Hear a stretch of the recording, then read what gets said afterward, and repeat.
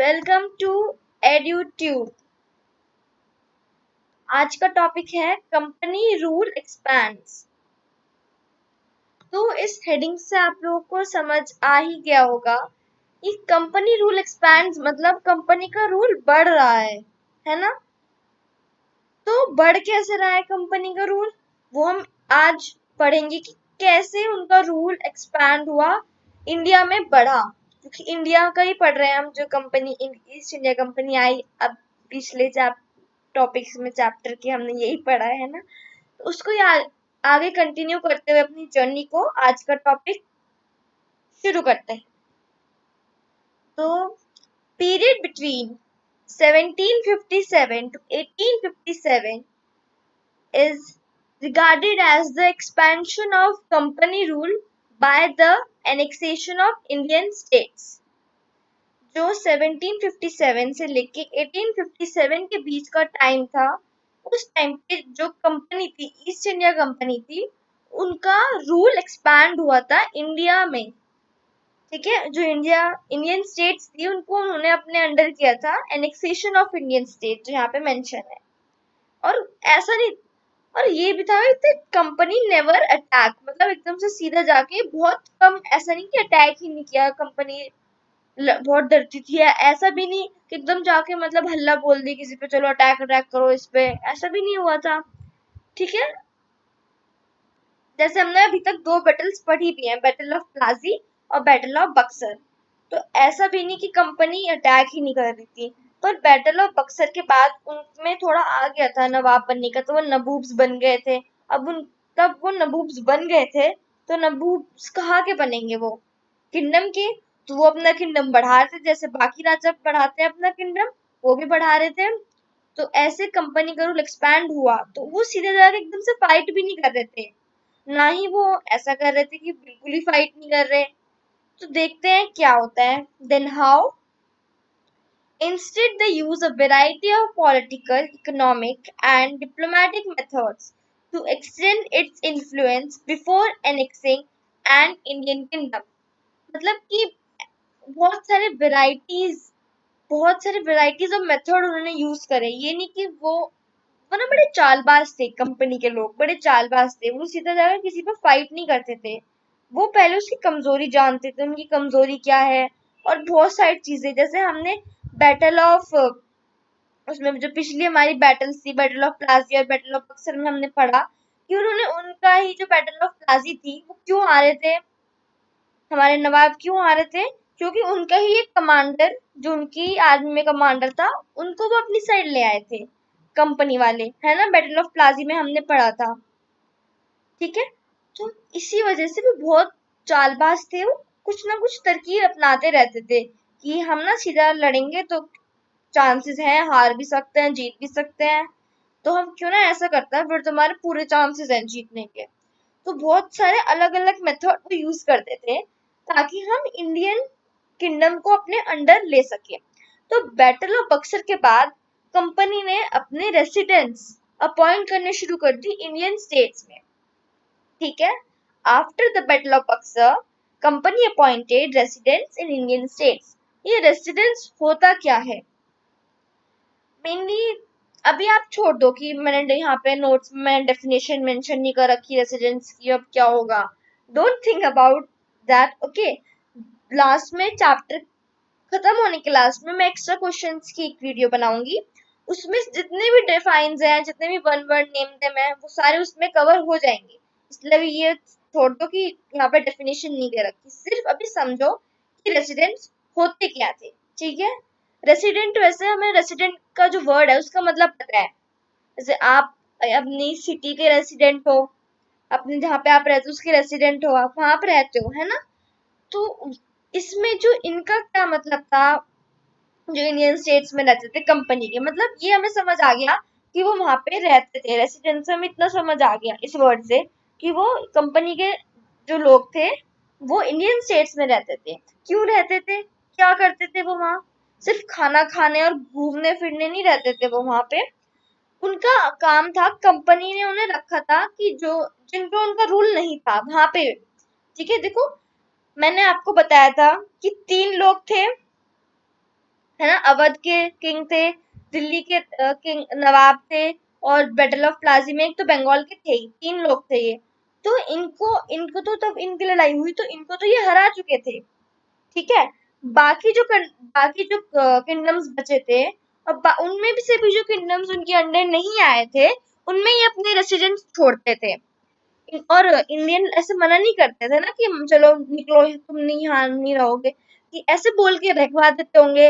अब मुझे तो इतने अच्छे से पता नहीं, मतलब उस टाइम का नहीं पता कि क्या बोला होगा उन्होंने कंपनी वालों ने कि तुम हमारे ये लोग रख लो।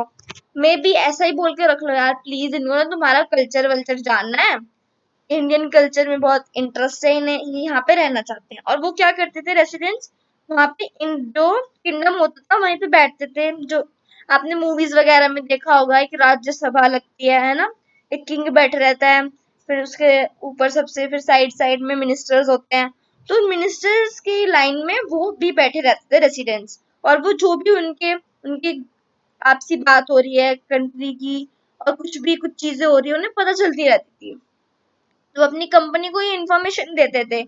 और इससे कंपनी वालों को किंगडम की, उस राज्य की कमजोरी पता लग जाती थी। और जब हमें किसी इंसान की कमजोरी पता होती है तो हम उसको ज्यादा आसानी से हरा पाते हैं, है ना। तो इसलिए रेसिडेंट्स रखते थे, जिससे उन कंपनी वालों को किंगडम जो इंडियन स्टेट्स है उनके बारे में अच्छे से पता लग सके कि यहाँ पे क्या होता है, कौन कौन क्या क्या करता है। और फिर वो उनके अंदर जो उनकी इंटरनल अफेयर्स थे, उनकी कंट्री के कामों में दखलबाजी करते थे रेसिडेंट्स, मतलब अपने ओपिनियन रखते थे। और वो अपना ओपिनियन रखना मतलब कंपनी को ओपिनियन रखते थे, क्योंकि वो कंपनी की तरफ से थे वहां पे। किसके रेसिडेंट थे, वो कंपनी के रेसिडेंट थे, वो कंपनी को रिप्रेजेंट कर रहे थे। तो ऐसे, ठीक है। और एक तो हमने ये पॉलिसी पढ़ ली, ये वाली चीज, कि इसमें लिखा ऊपर वाली लाइन में देखो मैंने क्या लिखा है, तो use variety of political, economic and diplomatic method. तो हमने एक वेराइटी पढ़ ली कि वो रेसिडेंट्स छोड़ते थे, जिससे उन्हें उनकी कमजोरी पता चल जाती थी, और फिर उन्हें हराने में आसानी रहती थी। और मैंने आपको स्टार्टिंग में बताया कि वो हर कंट्री के साथ, हर किंगडम के साथ वो लड़ाई नहीं करते थे, हर स्टेट के साथ बहुत सी चीजें उन्होंने बहुत चालबाजी कर करके भी हड़पी हैं। बहुत सारे किंगडम्स उन्होंने चालबाजी कर करके भी हड़पे हैं, ठीक है। ओके, तो अब और कौन कौन सी पॉलिसीज थी, policies like subsidiary alliance and doctrine of lapse. अभी हम सब्सिडरी अलायंस पढ़ेंगे, मैं आपको बताऊंगी सब्सिडरी अलायंस क्या होता है। ओके, डॉक्ट्रिन ऑफ लैप्स आपके चैप्टर में आगे आएगा। तो अभी हम सब्सिडरी अलायंस पढ़ते हैं, डॉक्ट्रिन ऑफ लैप्स पे ब्रेक लगा देते हैं। ओके, तो चलो सब्सिडरी लाइंस जानते हैं क्या है। मैंने बताया डेफिनेशन की फिक्र मत करो, मैं आपको दे दूंगी डेफिनेशन। ओके, अभी सिर्फ समझो कि मतलब क्या है इन सब का। सब्सिडरी अलायंस का मतलब होता था कि एक ऐसी, मतलब इस अलायंस के अकॉर्डिंग जो इंडियन रूलर्स होते थे उनको परमिशन नहीं होती थी कि वो अपनी इंडिपेंडेंट फोर्सेस रख सके अपने पास। वो कंपनी उन्हें प्रोटेक्शन प्रोवाइड करती थी उन किंगडम्स को, और उनको वो सब्सिडरी फोर्सेस कंपनी को देनी पड़ती थी कि तुम हमें प्रोटेक्ट कर रहे हो, तो हम तुम्हें वो खर्चा पानी दे रहे हैं आर्मी को मेंटेन करने का। अब आर्मी का खर्चा पानी भी होता है, उनके वेपन्स भी आते हैं, जहाँ पे वो रहते हैं उसकी भी मेंटेनेंस वगैरह होती है। ऐसे थोड़ी ना हो जाता है आपकी, और उनको सैलरी भी देनी होती है आर्मी वालों को, है ना, जो उनकी फोर्सेस होती हैं। तो इसलिए ये सब्सिडरी फोर्सेस लेते थे उन किंगडम से, और ये अलायंस लगाते कैसे थे, मतलब किसी पे भी गए तो हम सब्सिडरी अलायंस कर रहे हैं, और डराते थे ये कंपनी वाले, डराते थे कि नहीं तो हम तुमसे फाइट करेंगे, ये वो मतलब ये सब चीजें, ठीक है। और इस अलायंस में क्या होता था, मैंने आपको बताया कि जो किंगडम, जो नवाब है, जो किंग है उस स्टेट का, उस पे अपनी वो इंडिपेंडेंट नहीं है अपनी फोर्स रखने के लिए। कैसे, आपको पता है कि हर किंगडम की एक आर्मी होती है, एक फोर्स होती है, पर सब्सिडरी अलायंस के अंडर ये पावर नहीं होती उस किंग के पास, और उसको बदले में प्रोटेक्शन कंपनी देती थी, और कंपनी को उसको पे करना पड़ता था, पैसे देने होते थे सब्सिडरी फोर्सेस के लिए, ठीक है, फॉर द सब्सिडरी फोर्सेस, मतलब आर्मी के खर्चे पानी के लिए उन्हें पैसे देने पड़ते थे, और वो बहुत ज्यादा अमाउंट होता था। देखो तभी एक एग्जाम्पल दे रखा है नीचे। अंडर रिचर्ड वेलेस्ली ने ये क्या किया था, ये सब्सिडरी अलायंस लाए थे। गवर्नर जनरल 1798 से 1805 तक ये रहे थे governor general. The Nawab of Awadh and Hyderabad were forced to give over parts of their territory as they had failed to pay for the alliance। मतलब उनको पैसे देने पड़े थे और वो फेल हो गए थे, देते रहते थे वो तो पैसे पहले। अब एकदम से ये देखो ज्यादा टैक्स ये लोग ले रहे हैं, ठीक है। जमींदार राइट है इन पे, दीवानी राइट्स भी आ गए कंपनी पे, इतना ज्यादा रेवेन्यू नहीं आ रहा किंग के पास। ऊपर से फिर इनको फोर्सेस के भी देने और सारी पावर्स भी नहीं है अब किंग के पास, तब सब्सिडरी अलायंस लग गई है ना, उनके पास खुद की आर्मी है, ठीक है। तो इस वजह से मुश्किल होता था इतना ज्यादा अमाउंट कंपनी को प्रोवाइड करना, इसलिए वो कभी कभार फेल हो जाते थे। ऐसे दो नवाब थे, दो किंग थे जो फेल हुए, Nawab of Awadh and Nawab of Hyderabad. Okay, तो उनको फिर अपना टेरिटरी का पार्ट देना पड़ा था। तो ऐसे पीछे नहीं छोड़ते थे कंपनी वाले कि चलो कोई बात नहीं आप पे नहीं है, कोई बात नहीं, ऐसा नहीं होता था। वो उनकी जो राज्य होता था उसका हिस्सा ले लेते, जितने पैसे तुम्हारे रहे इतना अपना लैंड दे दो हमें, ठीक है। ऐसे उन्होंने अपना किंगडम एक्सपैंड किया। ऐसे तो आपको भी पता है, ऐसे तो किंगडम एक्सपैंड होता नहीं है कि गए हम कहीं अपना झंडा लगाया चलो अभी हमारा हो गया, ऐसा नहीं होता है ना। हमें उसको हराना पड़ता है या तो ये सीधा हराते भी नहीं थे, ये चालबाजी करके कैसे ना कैसे करके घुमा फिरा के मतलब अपने अंडर ले ही लेते थे उस किंगडम को। ओके, एंड सुआज उद्दौला थे नवाब ऑफ अवध, नवाब ऑफ अवध। जैसे मैंने आपको इसमें बताया था नवाब ऑफ अवध, ठीक है। तो नवाब ऑफ अवध क्या थे, सुआज उद्दौला उस टाइम पे।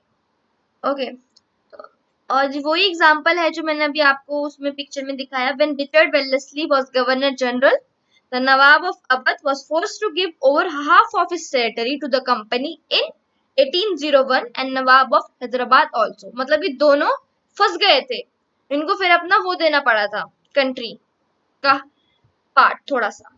और इसमें तो आपकी बुक में तो मेंशन है कि over half of his territory, मतलब आधी टेरिटरी का पार्ट नवाब ऑफ अवध जो कि थे सुआजुद्दौला, उनको देना पड़ा था, ठीक है।